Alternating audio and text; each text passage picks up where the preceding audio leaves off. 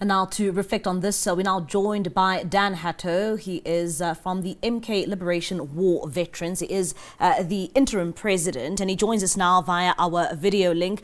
Dan, thank you so much for your time this evening here in SABC News. I mean, quite a somber and a very emotional day for the country, for the government, as well as the 42 families who gathered today, of course, in Freedom Park in Pretoria. Perhaps maybe let's start off, by asking you in terms of what is your take when it comes to the processes in which was followed by the South African government to finally have these 42 former struggle heroes come back home and to be buried back where they belong. Good evening, Bali, and good evening to your listeners. Thanks for having me this evening. Bali, this is an unprecedented occasion for us, solemn as it is. But at the very same time, it also brings happiness because at last it happens. We regret the fact that it happens probably after 30 years or so.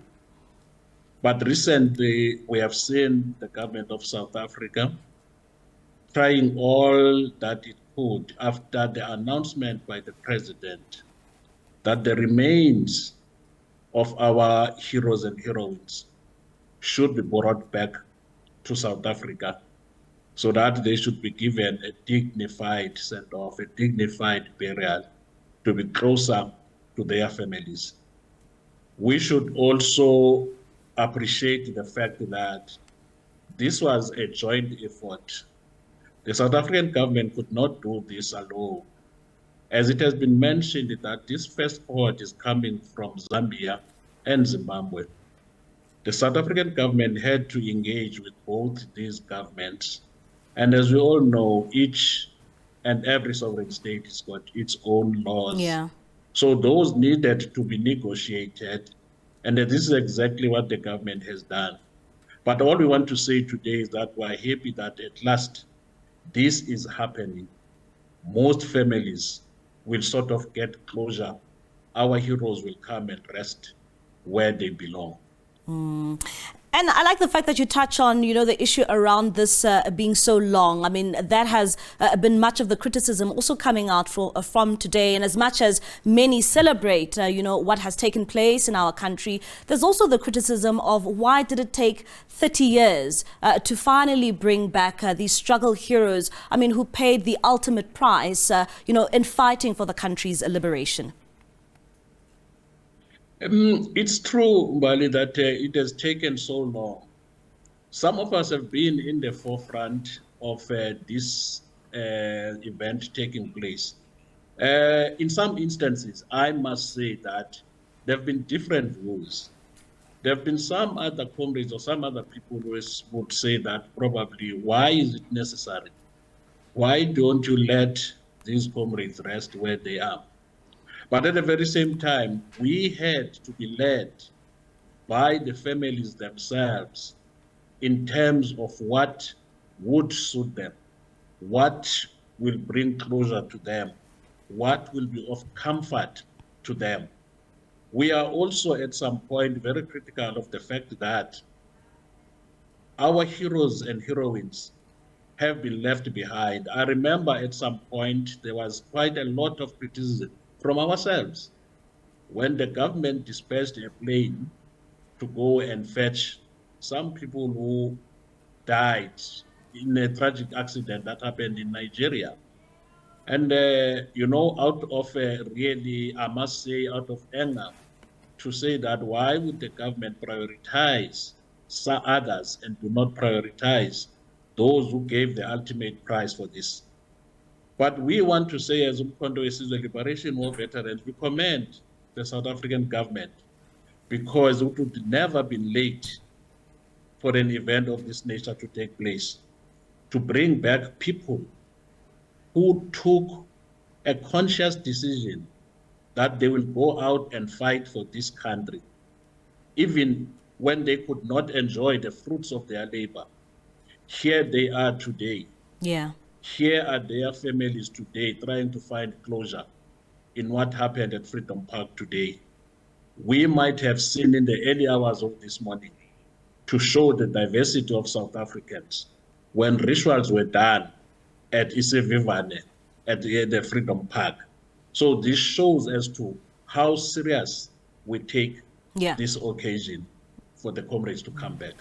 And perhaps staying with that and, looking at the importance of this occasion and, what this moment then means for South Africa, particularly at a time where we are celebrating 30 years of freedom. What would you say that, what we saw today, if you contextualize this 30 years post-democracy, what does a moment like this mean for our country? Mbali, this is really, as I said, an unprecedented occasion. For me, I always like to say that we owe our being to these heroes and heroines. We owe what we enjoy today to these heroes and heroines. For us to have a place like Freedom Park, we owe it to these comrades. For us to be in a position to hold such solemn occasions of this nature and do what we would want to do without any hippo standing on top of us in a democratic South Africa, it was these heroes. We should also remember that some of them, when they left, they were in their teens. And it had just been said that even Comrade Dumanokwe, one of the leaders, who were also brought home. When he was elected, the president, the Secretary General of the ANC, was only 31 years of age. So these are young people who, at an early age, yes, I know it's more than 30, 40 years ago when they departed, but they were young, able to take up their arms and fight for this country. So it is a very, very important day that we would like South Africans to move with our government, to move with us as we celebrate this freedom that was brought by these heroes when they had to lay down their lives for the freedom that we're enjoying today, for the democracy that we're enjoying today. Because when they joined the ANC, it wasn't fashionable at that point in time. There were lots of dangers. We know what was happening in our country.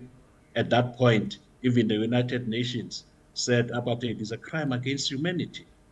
And Mr. Hatto, I mean, as much as, we saw the 42 today, these struggle heroes being honored, there are still more in other parts of the world. I mean, we know that there's more in Lesotho, in Ethiopia, in Tanzania, in Angola. Now that we've seen this repatriation of these struggle heroes, do you think that it will now make it easier for the government, to begin the process of also making sure that others are also brought back home and they are repatriated so that their families can also get closure that they need?